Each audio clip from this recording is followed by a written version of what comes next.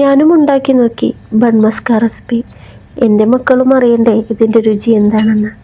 ഏത് ട്രെൻഡ് വന്നാലും ഞാൻ അതിൻ്റെ പുറകെ ഒന്നും പോകാറില്ല.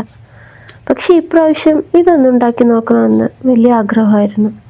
ഒരുപാട് ദിവസമായി ഞാൻ വിചാരിക്കുന്നു ഇതൊന്നും ഉണ്ടാക്കി നോക്കണമെന്ന്. പക്ഷേ അതിനുള്ള ഐറ്റംസ് എൻ്റെ കയ്യിലുണ്ടായിരുന്നില്ല. ഇക്കാക്ക് ചില സമയത്ത് ഡ്യൂട്ടി കൂടുതലായിരിക്കും. അപ്പോൾ പറഞ്ഞ സമയത്ത് എല്ലാം കിട്ടണമെന്നില്ല. കുറേ നോക്കിയിട്ടും മിൽക്ക് ബൺ കിട്ടിയില്ല. അതുകൊണ്ടാണ് ഇത് മേടിച്ചത്. തൽക്കാലം ഇത് വെച്ചുണ്ടാക്കുമെന്ന് പറഞ്ഞിട്ടാണ് ഇതെനിക്ക് കൊണ്ടുവന്ന് തന്നത്. തൽക്കാലം നമുക്ക് ഇത് വെച്ചിട്ടുണ്ടാക്കി നോക്കാം. മിൽക്ക് ബണ്ണ് കിട്ടിയിട്ട് ഉണ്ടാക്കി നോക്കൂ എന്ന് വെച്ചിരുന്നാൽ ഈ അടുത്ത കാലത്തൊന്നും ഉണ്ടാക്കുന്നില്ല. തൽക്കാലം ഈ ബണ്ണ് വെച്ചൊന്ന് ഉണ്ടാക്കി നോക്കിയിട്ട് ടേസ്റ്റ് ഉണ്ടെങ്കിൽ നമുക്ക് നല്ല മിൽക്ക് ബണ്ണ് വെച്ചിട്ടുണ്ടാക്കാമല്ലോ. ഞാനിതിൽ 3 ഡിഫറെൻ്റ് ആയിട്ടാണ് ഉണ്ടാക്കിയത്.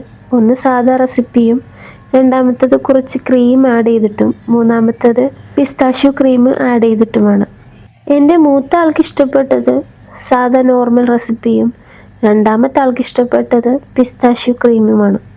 എനിക്കാണെങ്കിൽ ഇത് രണ്ടും ഓക്കെ ആയിട്ട് തോന്നി. എന്തായാലും നിങ്ങളും കൂടി ഒന്ന് ട്രൈ ചെയ്ത് നോക്കൂ.